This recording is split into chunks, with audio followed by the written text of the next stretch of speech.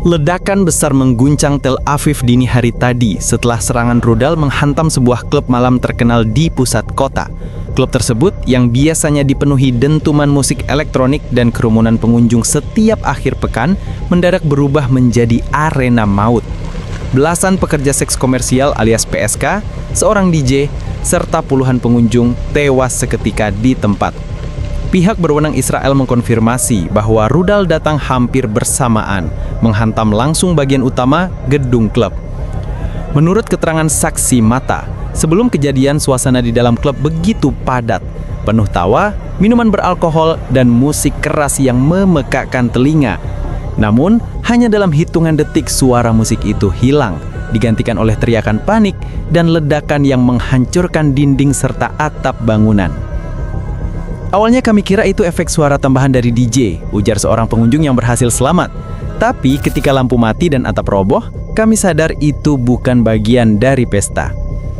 Iron Dome malam itu sepertinya lagi off duty, mungkin ngantuk atau lagi sibuk swipe Tinder. Cuit salah satu warga Israel di media sosial menyindir sistem pertahanan rudal negaranya yang terkenal mahal tapi gagal mencegah tragedi ini. Saksi lain menggambarkan suasana mencekam di lokasi. Banyak korban tertimpa reruntuhan, ada yang masih berusaha merangkak keluar sambil batuk diselimuti asap. Lampu strop dan efek laser yang biasanya membuat suasana meriah, kini padam total, menyisakan gelap gulita yang hanya diterangi api dari reruntuhan. DJ-nya akhirnya beneran bikin crowd mati gaya, literally mati, tulis salah seorang netizen dengan nada sarkas. Pihak medis mengatakan banyak korban mengalami luka bakar parah akibat ledakan dan kebakaran. Ambulans dan tim penyelamat berbondong-bondong datang, tapi akses menuju klub terhambat oleh puing dan kerumunan warga sekitar yang syok. Sementara itu, sumber awal dari militer Israel menyebut rudal ditembakkan secara bersamaan dari arah Qatar, Iran, dan Mesir. Serangan itu dilakukan nyaris serentak, membuat sistem pertahanan tak mampu bereaksi tepat waktu. Biasanya negara Arab kalau ngumpul pasti ribut, tapi entah kenapa kalau soal hajar Tel Aviv bisa langsung solid. Kayak fans bola beda klub, tapi kalau ada promo bir murah langsung akur, kata seorang analis dengan nada sinis. Media Israel menayangkan rekaman singkat detik-detik ledakan. Dalam video amatir yang beredar, terlihat pengunjung masih menari. Lalu cahaya besar muncul dari arah luar gedung, diikuti suara dentuman menggelegar. Kamera ponsel terlempar, memperlihatkan sekilas lantai dan sayang porak-poranda. Pesta itu tadinya all you can drink, berubah jadi all you can scream. Komentar pedas seorang pengguna Twitter yang langsung viral di kalangan warganet Timur Tengah. Hingga berita ini diturunkan, otoritas Israel belum merilis jumlah pasti korban tewas. Namun laporan awal menyebut belasan PSK, seorang DJ, dan puluhan pengunjung tak berhasil diselamatkan. Pasca serangan rudal yang menghantam klub malam di Tel Aviv, laporan awal menyebutkan jumlah korban jiwa mencapai belasan pekerja seks komersial, PSK, seorang DJ, serta puluhan pengunjung lain. Korban yang selamat menggambarkan kondisi di dalam klub seperti neraka. Tim medis yang masuk pertama kali ke lokasi mendapati tubuh korban berserakan di lantai dansa. Sebagian hangus terbakar, sebagian lagi tertimpa reruntuhan bangunan. Beberapa korban masih terjebak di bawah puing-puing, berteriak meminta tolong sebelum akhirnya suara mereka hilang ditelan asap pekat. Mereka tadinya antre waiting list buat masuk klub, sekarang jadi antre masuk peti, kata seorang petugas penyelamat dengan wajah muram. Rumah sakit di Tel Aviv melaporkan lonjakan pasien luka bakar dan trauma akibat ledakan ini. Korban selamat mengalami luka parah, dari patah tulang hingga sesak napas karena menghirup asap tebal. Dokter mengatakan banyak yang tak bisa langsung diidentifikasi karena kondisi tubuh terlalu parah. Identifikasi bakal lama, soalnya di TKP lebih banyak serpihan tubuh ketimbang serpihan si DJ, ujar salah satu paramedis dengan nada getir. Seorang saksi mata yang bekerja sebagai bartender di klub bercerita bahwa ledakan menghancurkan seluruh ruangan dalam sekejap. Botol vodka berterbangan, orang-orang jatuh bertumpukan, semua menjerit. Saya masih ingat seorang perempuan berdiri kebingungan di dekat bar sebelum akhirnya tertimpa bagian atap. Iron Dome gagal, pemadam kebakaran lambat, rumah sakit penuh. Kayaknya satu-satunya yang kerja cepat cuma tukang upload video ke TikTok, sindir seorang warganet Israel. Kekacauan makin menjadi ketika keluarga korban berdatangan ke rumah sakit dan kantor polisi untuk mencari informasi. Banyak yang menangis histeris, sementara pihak berwenang masih kesulitan mencocokkan identitas karena sebagian besar korban dalam keadaan tidak utuh. Sementara itu, media internasional mulai melaporkan jumlah korban dengan berbagai versi. Ada yang menyebut belasan tewas, ada yang mengatakan bisa lebih dari 30 orang.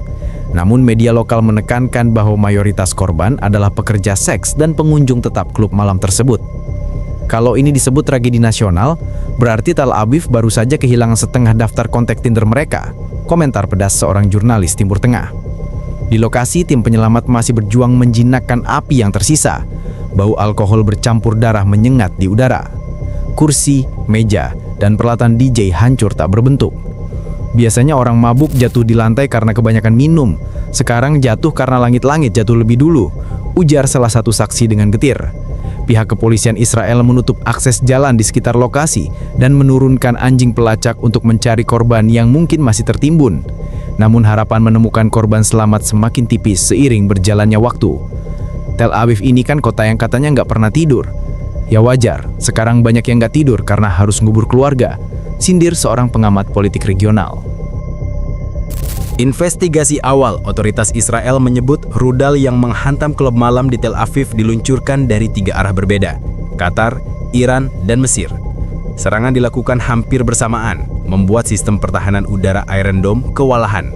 Militer Israel menyatakan rudal itu memiliki daya ledak tinggi, kemungkinan buatan Iran dengan teknologi yang dimodifikasi. Qatar dan Mesir diduga terlibat sebagai jalur peluncuran sekaligus dukungan logistik. Biasanya 3 negara ini susah akur, tapi rupanya kalau soal bikin Israel pusing, mereka bisa kerja tim lebih solid daripada boy band K-pop, ujar seorang analis internasional dengan sinis. Sumber di Kementerian Pertahanan Israel menyebut serangan terkoordinasi ini jarang terjadi. Rudal ditembakkan hampir berbarengan, seakan sengaja menargetkan pusat hiburan malam di Tel Aviv. Mereka tahu klub itu ramai, jadi dampak psikologisnya besar, kata seorang pejabat yang menolak disebut namanya. Namun negara-negara yang dituduh terlibat segera mengeluarkan bantahan. Pemerintah Qatar menolak tuduhan keras tersebut, menyebut laporan Israel hanyalah propaganda. Iran juga menegaskan bahwa mereka tidak punya hubungan langsung dengan serangan itu. Mesir, yang biasanya menjaga citra netral, menyebut tuduhan itu tidak berdasar. Lucu aja, tiap ada rudal nyasar, Israel langsung nuduh Iran. Kayak orang pacaran overthinking, pacarnya telat balas chat 5 menit langsung mikir selingkuh, sindir seorang netizen di Twitter. Media internasional mencatat bahwa rudal yang menghantam klub malam itu cukup canggih untuk menembus pertahanan Iron Dome. Analisis awal menunjukkan pola peluncuran simultan yang membuat radar kewalahan. Iron Dome katanya teknologi paling canggih, tapi kalau diserang bareng-bareng langsung keder. Kayak mahasiswa pinter kalau dikasih soal pilihan ganda masih bisa, tapi kalau ujian esai langsung nyerah, ujar pengamat militer dengan nada mengejek. Sementara itu, pihak Palestina tidak secara resmi mengklaim serangan ini, namun banyak kelompok di Gaza yang merayakan lewat media sosial. Video warga yang menyalakan kembang api dan membagikan kue beredar luas. Ironis, di Tel Aviv orang-orang dugem mati kena ledakan, di Gaza orang-orang bikin pesta syukuran. Dua-duanya pesta, bedanya satu pakai DJ, satu pakai doa bersama. Komentar pedas seorang jurnalis Arab.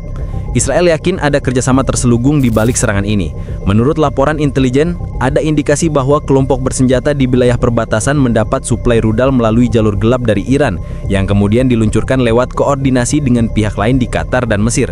Kalau benar Qatar, Iran, Mesir barengan nyerang, ini udah kayak Avenger versi Timur Tengah. Bedanya targetnya bukan Thanos, tapi DJ lokal lagi muter remix lagu, tulis salah satu komentar yang viral.